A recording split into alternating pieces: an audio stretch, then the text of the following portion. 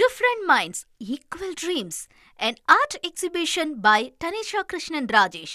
Join us in Coimbatore. திமுக செயற்குழு கூட்டத்தில் 9 தீர்மானங்கள் தற்போது நிறைவேற்றப்பட்டிருக்கிறது. அது தொடர்பான முக்கிய செய்தியை நாம் பார்த்தோம். இது பற்றிய கருத்துக்களை கேட்டு பெறலாம். பத்திரிகையாளர் ஜுபேர் இணைஞ்சிருக்காரு, பேசலாம். வணக்கம் சார், இணைப்பில் இணைஞ்சமைக்கு நன்றி. தற்போது திமுக செயற்குழு கூட்டத்தில் மிக முக்கியமான 9 தீர்மானங்கள் நிறைவேற்றப்பட்டிருக்கிறது. பெண்கள் மற்றும் இளைஞர்களுக்கு அதிக முக்கியத்துவம் கொடுக்கும் வகையில் இந்த தீர்மானங்கள் அமைஞ்சிருக்கு. எப்படி பார்க்குறீங்க? உங்களுடைய கருத்துக்களை பதிவு பண்ணலாம். இல்ல, தேர்தல் தோல்விக்கு பிறகு திமுக நடத்தக்கூடிய செயற்குழு கூட்டம், அது ஏற்கனவே தோல்விக்கான காரணங்களை ஆராய்வதற்கான ஒரு குழு ஒன்று அமைத்திருந்தாங்க. அந்த குழு கொடுத்திருக்கக்கூடிய அந்த பரிந்துரையின் அடிப்படையில் தான் இன்னைக்கு அந்த செயற்குழு தீர்மானங்களை போட்டிருக்கிறாங்க.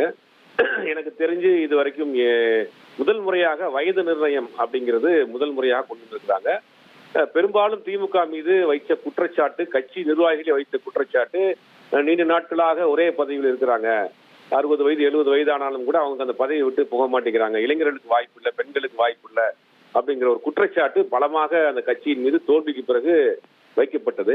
அதையெல்லாம் சரி செய்யணும் அப்படின்ற ஒரு நோக்கத்தோடு இன்னைக்கு அந்த தீர்மானங்கள் நிறைவேற்றிருக்கிறாங்க. அதுல குறிப்பா வட்ட செயலாளர் 50 வயதுக்குள்ள இருக்கணும் அப்படிங்கிற வயது நிர்ணயம் அப்படின்னு எனக்கு தெரிஞ்சு இந்தியாவிலேயே ஒரு கட்சி பதவிக்கு வயது நிர்ணயம் செஞ்சது முதல்ல இது விஷயமா தான் பார்க்கப்படுது.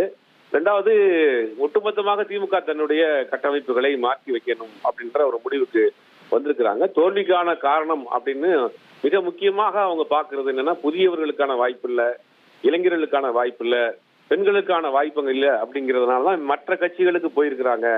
அவர்களை தன் பக்கம் தக்க வைக்கணும்னு நினைச்சு இந்த மாதிரியான தீர்மானங்களை போட்டு வச்சிருக்கிறாங்க.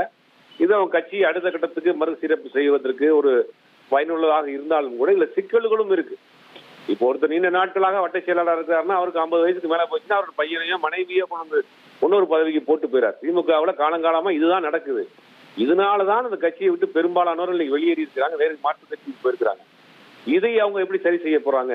ஒரு பகுதிக்கு ஒரு சிற்றரசரை போல ஒரு மாவட்ட செயலாளருடைய செயல்பாடு இருக்குங்கிற ஒரு குற்றச்சாட்டை கட்சி நிர்வாகிகளே வைக்கிறாங்க. சென்னையில ஒரு தொகுதியில ஒருத்தர் கவுன்சிலரா இருக்கிறாரு, அவர் வெற்றி பெற்று சட்டமன்ற உறுப்பினர் ஆறாரு.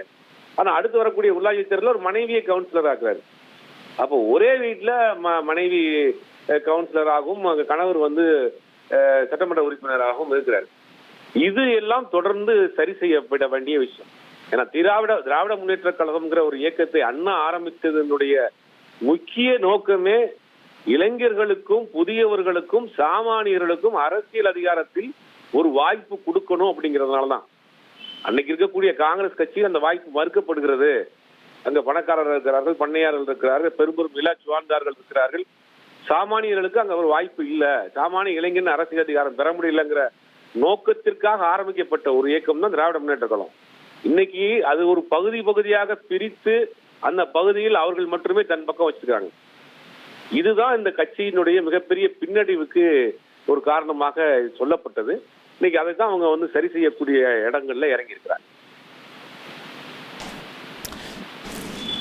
ஜுபேர் சார், இப்போ மாவட்ட பொறுப்புகளுக்கு வயது நிர்ணயம் செஞ்சிருக்கிறாங்க, மாநில பொறுப்புகளுக்கும் அது செஞ்சிருந்தா கூடுதல் பலனளிக்கக்கூடிய விஷயம்னு பாக்குறதா? இல்ல, கண்டிப்பா மாநில அளவுக்கு கொண்டு வந்திருக்கணும். வாரிசுங்கிற விஷயத்தை இதை கொண்டு வராம இருக்கிறாங்க. அது முக்கியமா பார்க்கணும்ல.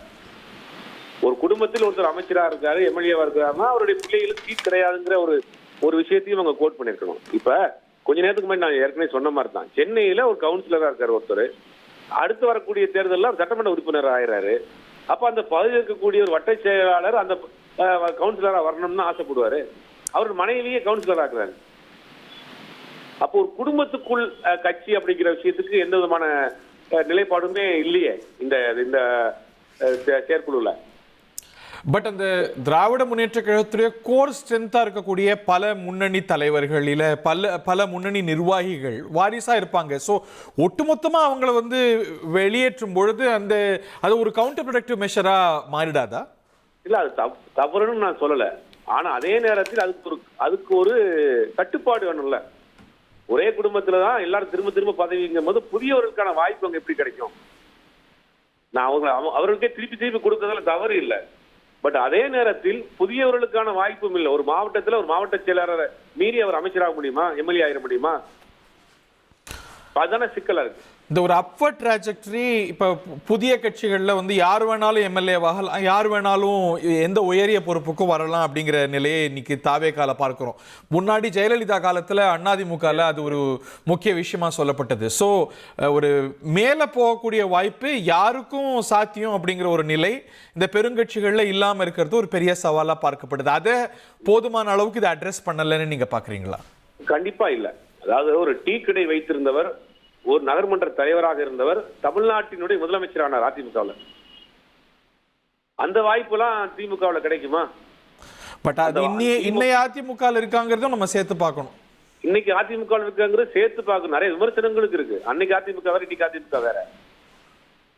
ஆனா அதிமுகவுக்கு ஈக்குவலா வலுவாக இருந்த கட்சி தானே திமுகவும். திமுக ஏன் சாமானியர்கள், இளைஞர்கள் வெளியில் ஏறினாங்கன்னா அங்க தங்களுக்கான ஒரு அடையாளம் கிடைக்க முடியும். கிடைக்கல அப்படிங்கிறதுனால வெளியேறாங்க. சரி, அங்க உழைப்புக்கான மரியாதை இல்லை, உழைக்கிறவர்கள் யாரையும் அவங்க கண்டுகொள்ளவில்லைங்கிற குற்றச்சாட்டை திமுகவிலிருந்து வெளியேறிய பலர் சொல்றாங்க. இன்னைக்கு எங்களுக்கான உழைப்புக்கான அங்கீகாரமே இல்லை. கலைஞர் இருக்கப்ப இப்படி இல்லை, ஒரு சின்ன வேலை பார்த்தா கூட எங்களை கூப்பிட்டு பாராட்டுவாரு, அதுக்கான ஒரு அங்கீகாரத்தை எங்களுக்கு கொடுப்பாருன்றாங்க. இந்த தோல்விகள் எல்லாம் தான் பெரிய காரணமா இருக்கு. அதை சரி செய்யக்கூடிய விஷயங்கள் இறங்கி இருக்கிறாங்க. இந்த வாரிசுங்கிற ஒரு விஷயம் ஒன்றும் அதுல நோட்டீஸ் பண்ணாம இருக்கு. அதையும் அடுத்தடுத்த காலகட்டத்தில் சரி பண்ணுவாங்கன்னு நினைக்கிறேன். நன்றி Zubair sir. Different Minds, Equal Dreams, an art exhibition by Tanisha Krishnan Rajesh. Join us in Coimbatore.